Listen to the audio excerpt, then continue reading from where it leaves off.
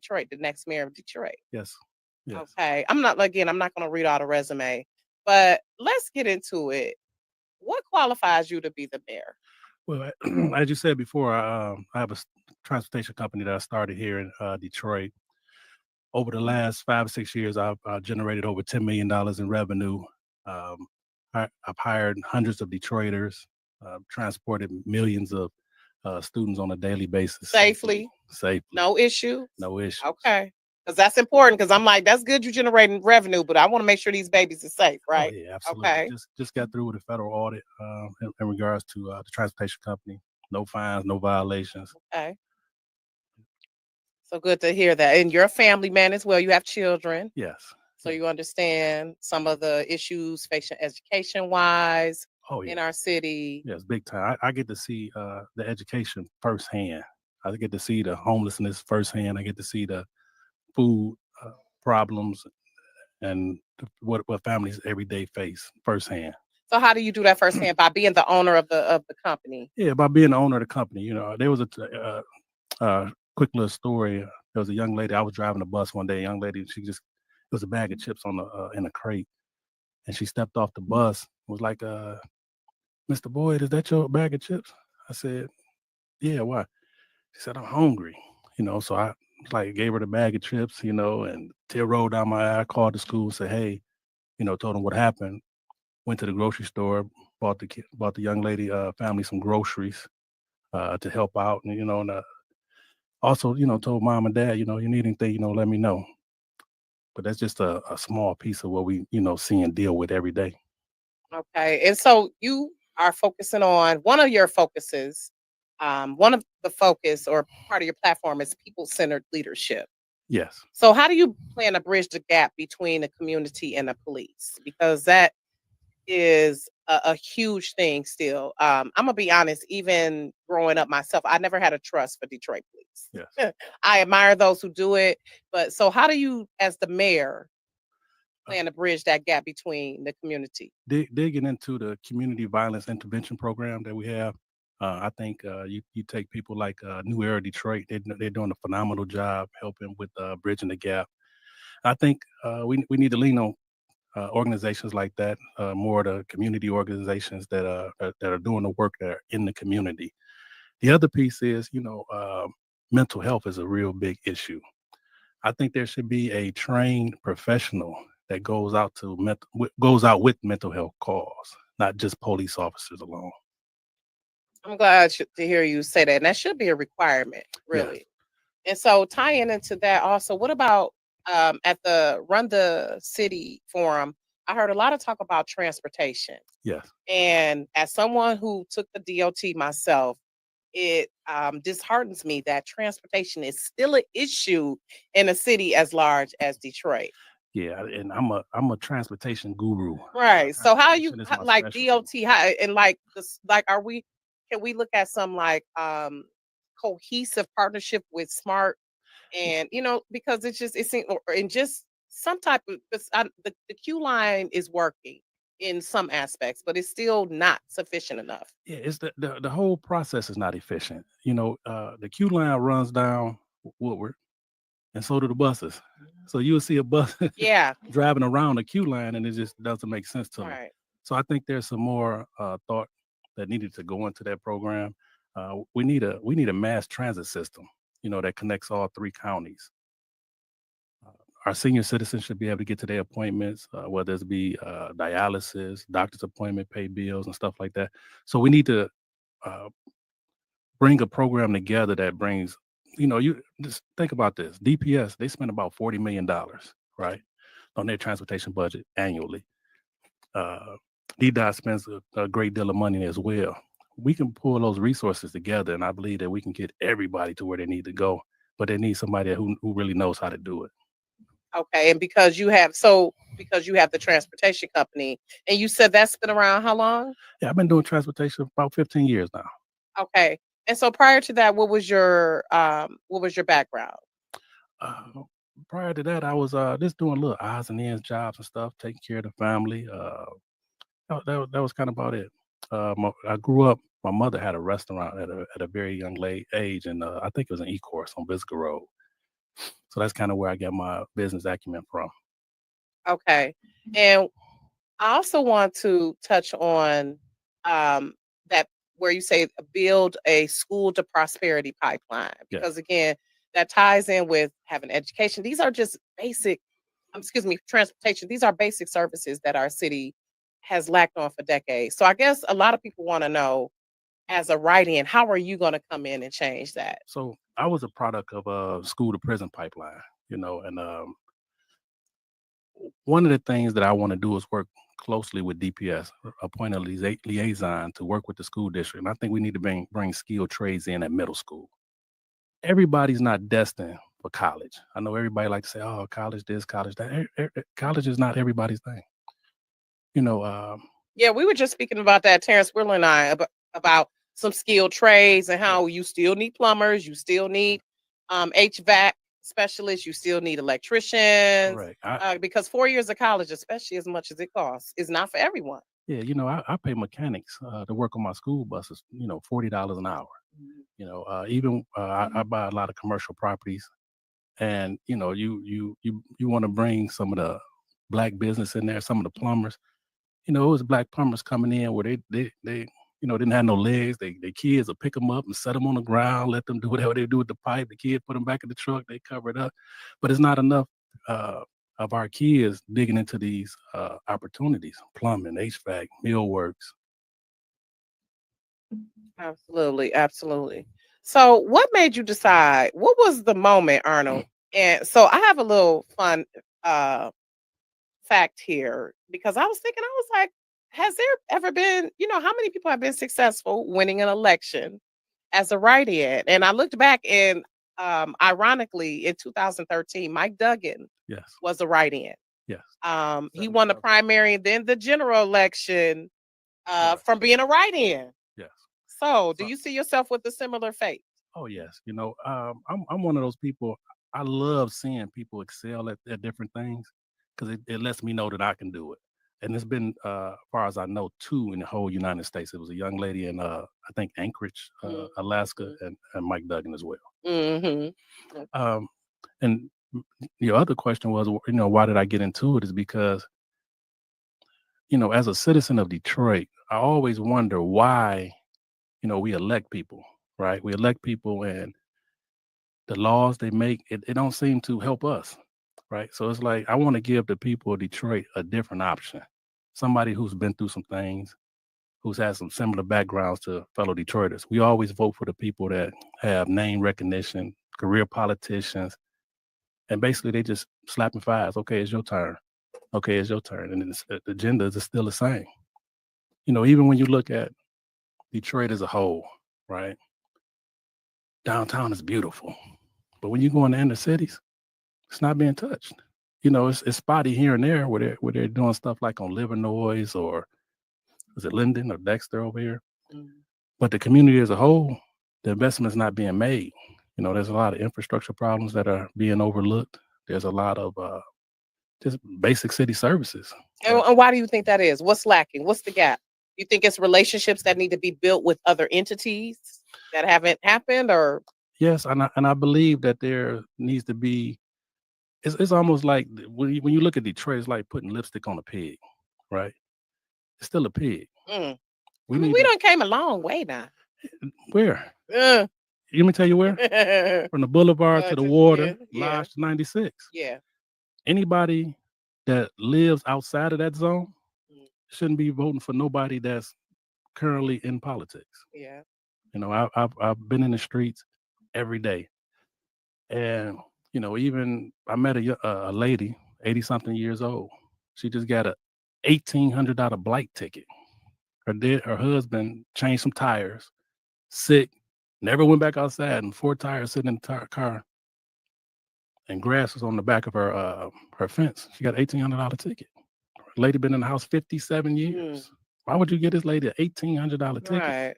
And I've seen this even with my own businesses where, BC has attacked me with $1,000 tickets, So I think that we need to make this election about the people. Even when it comes to investments, I don't want the special interest money. I want the money from the citizens. That's who I'm going to serve. A lot So of it's yeah, I'm sorry, go ahead.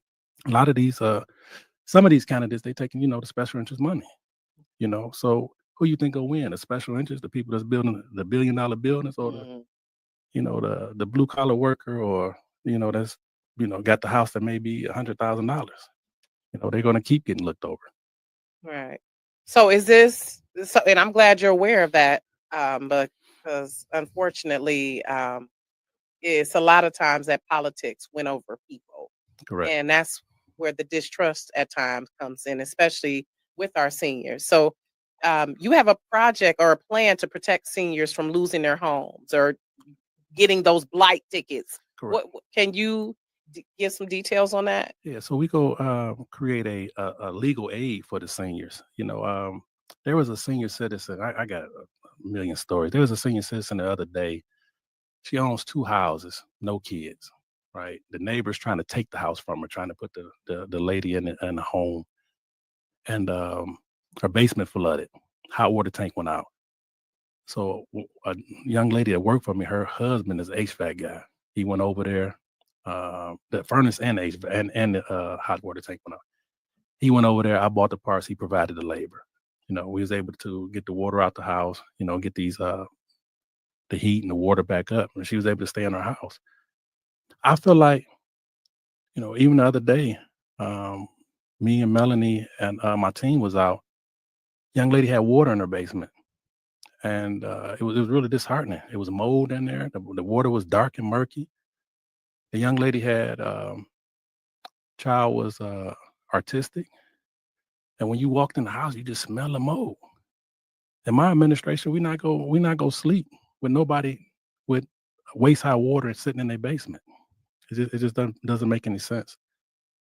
We got to dig into where we came from. I've met so many people that's been in their houses even during the riots and stuff like that, and they just holding on. You know, I think we need to give the city of Detroit their flowers. We give Mike Duggan his flowers every day. Every day, all I hear is Mike Duggan this, Mike Duggan that. I want to hear the people of Detroit get their flowers. I want to hear about how they stayed during the pandemic. They stayed through a financial collapse. They stayed through non-city services. They stayed through a failing education, and they still here. So I think the city of Detroit, by voting for me, will get their flowers that they deserve. So, and I really admire uh, that you're for the people, and just wondering how, i- in order to get those grants and to get those resources, certain relationships need to be in place. Correct. Correct. So, how do you feel you'll be able to leverage certain or access those relationships? Because let's be honest, money talks. It's Correct. money is still needed. Funding is still needed. So, Correct. how will you be able to obtain that funding that needs to happen to where DOT and DPS can partner for transportation? How are you going to make it so grandma's not getting that blight ticket, or Oh her, yeah, her absolutely. pavement will be fixed, or her lighting will be fixed? Like how will you make those things happen? What relationships will you be able to leverage? So, as I said before, my company has generated over $10 million. So this didn't come, easy. This didn't come with, I've had banks uh, take loans away, because um, they've seen stuff in my past, half a million, $1 million loans. So I had to learn how to get creative. And the same thing I would do with this administration. I get creative. I could sit down in the office and talk to Donald Trump. I could sit down in the office and talk to Gretchen Whitmore, or John James, or hopefully Garland Gilchrist. Right. So it's no problem. Business is business. And I coach a lot of small businesses. And one thing I always tell them, business is business. It's just the wrapper is always different based off of that business. Okay. Okay. So speaking of loans being taken away because of your history, let's get into that. Let's shift a little bit and talk about how you have overcome some serious challenges, some serious life detours, and possibly they were for a purpose. So let's talk about that. You spent some time in prison, Yes. and so let's talk about that journey and So basically, got involved with the organization. Wasn't a problem child. Wasn't a person that got in trouble often. I had lost a job. Basically, went to my brother and started working for an organization. Essentially, we was arrested and stuff like that. And Uh, so can we name the organization? yeah, I just don't name it because I don't glorify what they did. Okay. I was a part of the BMF organization, and I don't generally say the name other than the fact that I just don't glorify it. I don't think that what was Because it's done. not fancy like the TV show. Yeah, It wasn't, no, it yeah. was nothing like that, and we wasn't passing out turkeys and doing food drives and none of that Mm, kind of stuff. It was something that was that the Hollywood touch on it, huh? That was the correct. Hollywood touch. Okay. It was something that was really detrimental to the black community. It was some dark days. Like Detroit's had some dark days. It was some few dark days in my past. So And so how long did you spend in prison? I did. I had a year and a day sentence. I did 10 months, 2 weeks. Oh, good. Yeah. Okay. So so after, how did the trajectory of your life change after that? When I sat in prison, I asked God, like, why did I have to come here? Why did I make these decisions and stuff like that? And he said, man, he basically, said, I needed your attention. Hmm. So I started getting more focused on exactly what my purpose was because I felt like my entire life I've been, running from my purpose. Even growing up, God used to give me visions that I was going to lead a people, so now I see everything I've been through, the heartache, the pain, the hunger, the head bumps and stuff like that. It was for a reason. It was to prepare me for today. So I'm ready for battle. Okay. So I guess that could be part of advice that you would give someone who felt like their past may have disqualified them from making a difference. I'm glad that hasn't deterred you. Yeah, it's real discouraging because like even when you got out of prison, they just really just turn you loose. Anxiety. No therapy, no nothing. So I would like to definitely dig into our returning citizens to make sure that it's not a revolving door. A lot of these guys don't know that it's possible. You can vote. You can go out and get loans. You could be successful. You could be entrepreneurs. So I'm actually putting together a returning citizen expo. We're Okay. gonna have jobs, teach them how to fill out resumes and stuff. Please, how to navigate the laptops, How to because I navigate. have an uncle who, when he spent time in and he's come out, that's been one of the obstacles for him, like knowing how to work the computer, because applications are online now. So giving them those skills, those tangible skills. Yeah, and then a lot of those guys are hungry, but they don't have any direction. And then when they come home, a lot of their family members may not be entrepreneurs and stuff like that, or know where to go to get the resource. And there are actually a lot of resources out there in Detroit. One of the goals that I want to do is kind of bring those resources together. Even with Detroit as a whole, we need to bring resources together. Like even starting a business in Detroit it's nearly impossible. And I see people been saying it, and I seen that there was a press conference today talking about how they was gonna make doing business in Detroit easier. Business in Detroit is like almost impossible. What are some of those things you see as impossible?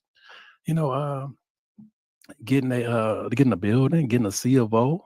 Uh, Certificate of occupancy. yeah, Okay. it's nearly impossible. And then especially if you got a building, own a building in an area that somebody wants, and it's almost like instead of them coming to purchase the building, they try to figure out a way to ticket you out the building, or Mm. make it uncomfortable for you.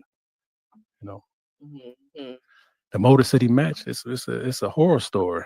Mm. Horror story. I know it's people that get it, but it's a lot of people that don't get it. They just make it too hard. Okay, because I've seen a lot of people who seem like they have been successful with it. So, what are some? How would you change the program?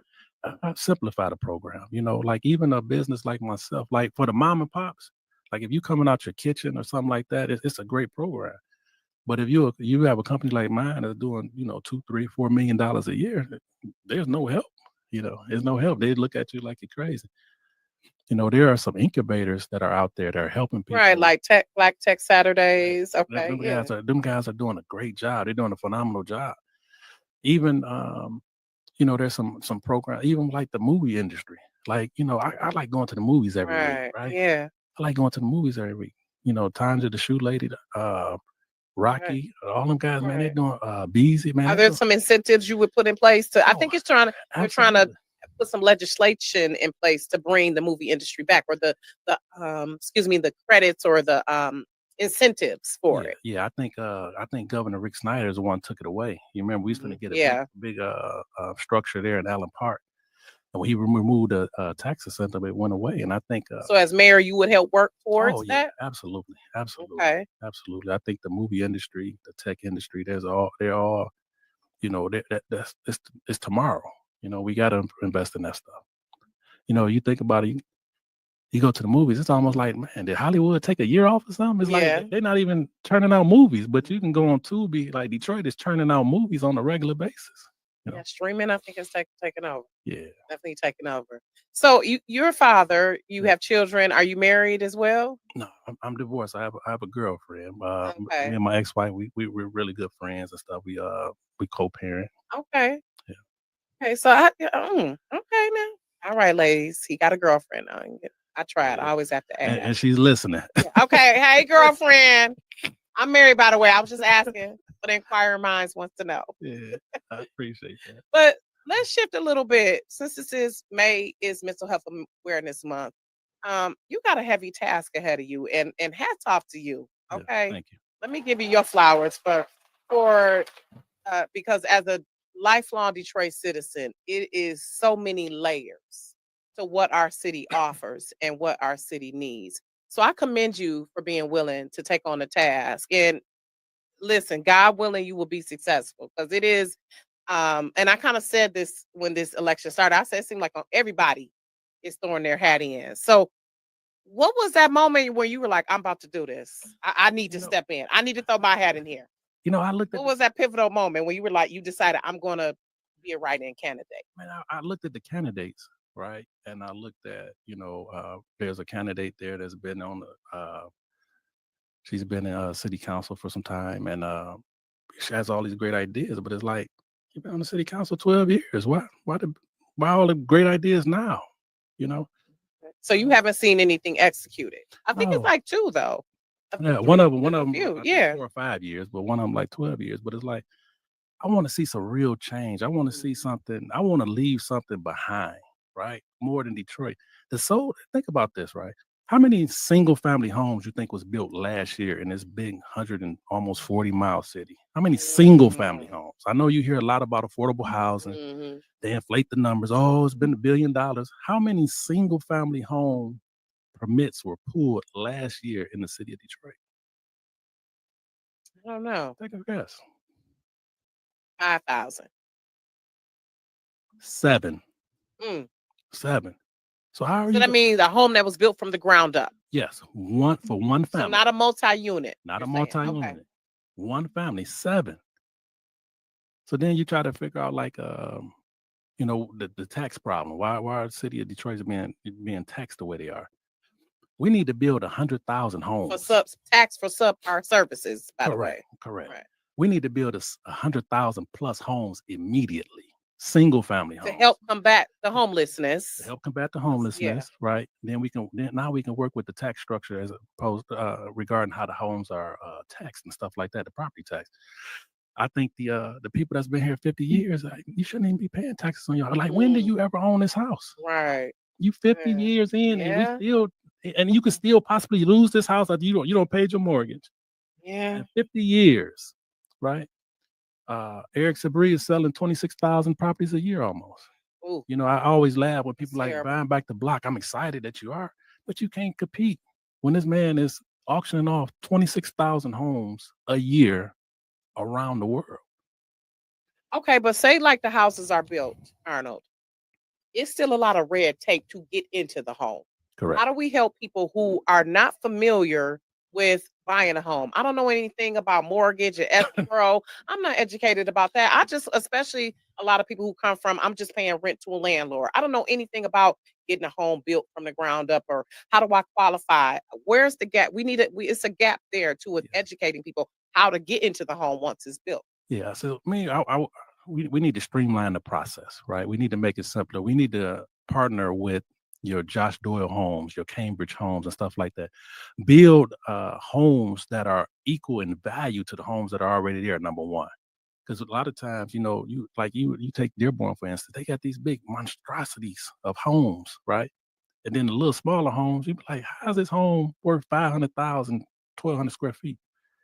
So what I would do is partner with these guys, build homes that are similar in value to the homes that's already there. Put together a program to where you can step in and we building these homes for you. Me, I would land bank got to go in my administration. We go rehab land bank. Uh, we're going to bring home ownership back to Detroit. You think about this, right? There are a lot of people moving downtown Detroit, right? Younger people. Mhm. Soon as they decide they want to build a family, they move out the city. Mhm. Why? Because we got, you know, and I say this, and I don't like to say it, but our education system not where it's supposed to be. No. Our city services not where it's supposed to be. Our public safety is not where it's supposed to be. What are our selling features? We gonna live downtown forever, And the weather. and the weather. But So I guess for me too, I'm glad that we have made some progress. So yeah, what are some things that you are glad are in place? uh, downtown is great. It brings business in, right? And I think that's a great piece. We had the NFL draft this weekend. We have uh, Formula cars racing throughout downtown. I think that's all great stuff. Me, I would like to see some of these investments, right? These big buildings go up. There's an arm that makes an investment in the community, right? Um, think about this, right? Mark Savea, right? And I only know his name because he had billboards all the way around, right? Bud and Lee, Bud and Lee. Mark Savea owned a grocery store on Livernois and Linden, a grocery store that was there for 40 plus years, Mhm. right?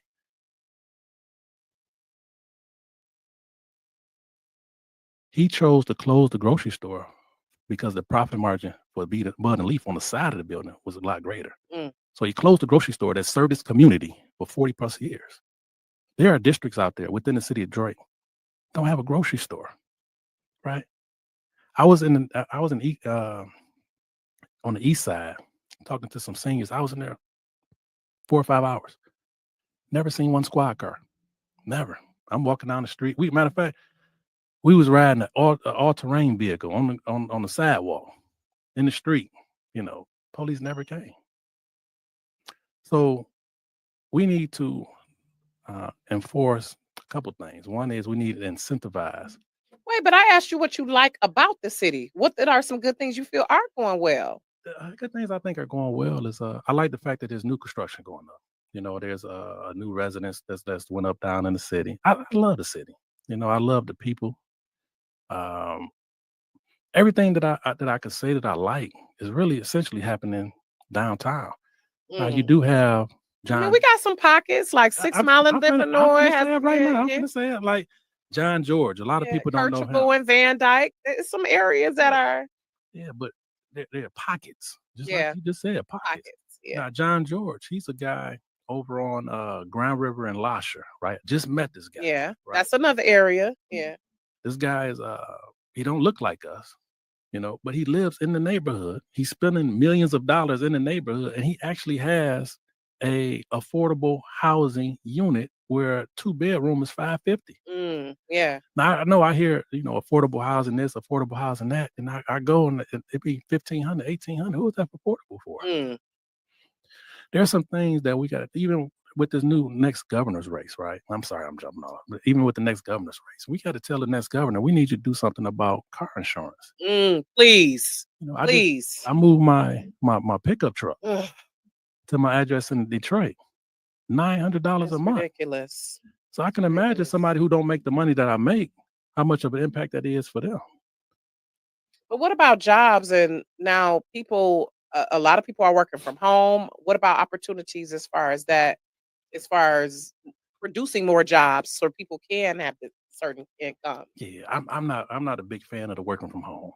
You know, You think we all need to be back in I office, think huh? you need to be back Okay. in the All office. right. So I know you're gonna want to shut that down. I like to see No, people. I do miss going into the office though. I do feel like seeing people in person does foster cohesiveness. I do. I agree with that. Yeah, it's like even like you think about the kids, they'll play a video game that play basketball, but won't go outside and play Yeah, basketball. yeah, We getting to the point where we don't even want to talk to nobody no more. We just yeah. want to deal with our devices. Uh, One thing I love about Detroit, and I really want to dig into, is the community of Detroit. That's the best thing I love. The people of Detroit. You know, So reopening some more rec centers because I yeah, see the Coleman Young Center just reopened. We need to reopen and keep revitalizing some of these playgrounds too. correct. That's what I see You know, with basketball courts. one of my goals is I want to see a rec center like Romulus Rec, Livonia Rec. Wow, Yes, we should with the have swimming several of pool those. and the whole The shebang. whole Yes, shebang, the yes, whole shebang. I think that every district should have one of those. yeah. You know, even thinking about city services, my big brother, Frank, somebody broke into his mom's house. His mom is elderly, 70 plus years old. Man put his hands on her, ran in the basement, ran out the house, put his hands on her again. The police picked the man up. No detective has contacted her. You know, nobody from the precinct has contacted her. But we need to protect, our senior citizens. So I just want to make sure I get that out and say that. Yeah, We gotta yeah. make sure we protect our people. We gotta get Detroit. Man, Detroit has been through a lot.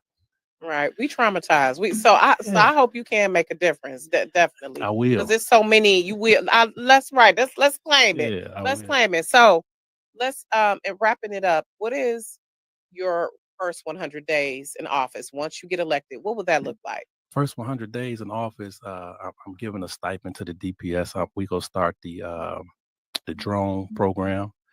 There's a lot of communities around us that's doing great work with the drones. I'm going to audit the water department. I'm going to audit Mm, the building and safety department. yes, please. So it's some things that we go clean house first. We Mm, go get rid of the riffraff. We go get rid of the overages, and we go get to building the community from infrastructure out. mhm. Right. Yeah, because we shouldn't have some of the pipes bursting and things that what happened in Southwest and I think that's still being cleaned And up. they, and That's they, and that's the ridiculous. thing. They knew about it. It's another example. We're going to be releasing a video here real soon. The young lady, I call her young lady. She was 80 something years old. She got an $1,800 blight ticket. Right. There's a crater in her alley that you could put a 2-car garage in. Okay. I stood in the crater and took a picture so people could understand. And I'm 6'6", so people could understand the depth and the size of it. And what's happening is on the east side, um, even the director of the water department, I can't think of his name right offhand. He said those people should move out of those areas Because the water is contaminated or what? because Because the sewer lines are failing. And so there, oh I Lord. have photos of sewer lines that are caving in. And so what they do is they send the vac truck out and they punching water through it. And all that's happening is the dirt on above it is just falling into the pipe, and it's creating craters all over the east side of Detroit. So we got to get into that infrastructure and build that infrastructure out. Um, you know, first and foremost, infrastructure. Right. And I guess we'll be under construction with these roads forever, Jesus, because it's craters all over the city that I'm dodging, even Yeah, in the burbs too. But that's I know you can't do it all, Arnold. I yeah. can't. So I commend you again. And where can people find you? Where can they? Any events coming up for you? Where people can meet you? Any town halls? Yeah, we got some stuff listed on our website. I don't have it in front of me. My website is www.arnoldboyd.com, ARNOLDBOYD.com. Instagram and Facebook is the Arnold Boyd, TheArnoldBoyd. All right. Well, thank you. I appreciate it. I was just pausing to see if you had something else you Oh want no, to that's add it. to it. That's it. I'm excited. I'm excited to get out in the field. And I want to say this, as it regards to being a write-in candidate. There's some forums going on around in the city, even with the news. And I want to say this to all the forums, to all the cities. I don't care who the candidate is. I don't care if he's a write-in. I don't care if he got 1% of the vote. Give him an opportunity to talk. Right, All because I too was gonna often, see if you were gonna be involved in some forums coming up. Hopefully oh, you will they be. trying to keep me out. They tried to keep me off the ballot. They trying to Uh-oh. keep me out the forums. They don't even want me to put a table in there. But When you say they, who do you mean? the other candidates, they come together. That's probably the only thing they come together for, to try to keep me off the forums. But it's okay because I'm going door to door. I'm talking to all the people that are all the voters and making sure they know who I am. Today I was in the Ham Palace and Mhm. was talking to the people in there. Man, they was like, "Oh man, you a breath of fresh air." Just talking to them about some Mm. of the policies and stuff I'm running on, and some of the stuff that we want to change and see different here in the city of Detroit. And I want everybody to know, if they don't get anything else, I'm a candidate for the people. All right. All right. All the people, because All it's a the lot of people. people All the in people. Detroit, and we need to get our numbers up. The census wise, we don't even have a million. You think about this, even when it comes to the census, right? Even when it comes to the insurance, even when it comes to lower voter turnout, think about this. It's probably 100,000 voters in Detroit that can't vote in Detroit because they got their address at their mom or dad's house so they can have insurance on their vehicle. Oh yes. 70,000 out of Yeah. possible 650,000 or so votes. Yeah. But I And, get, or and people also just don't feel like their vote matters, or yeah, that it's gonna that I think it's still a lot of distrust with, once we vote for you, are you really gonna do what you say you're gonna do? correct. And that's why I'm in this race. Okay. All right. I don't know. We're gonna see. Yeah. All right. Well, it was good meeting you. Good meeting you as well. And this is not goodbye. This is see See you you next later. time. See you later. So feel free to come back. And it was great having you on. Thank you for having me. You're welcome.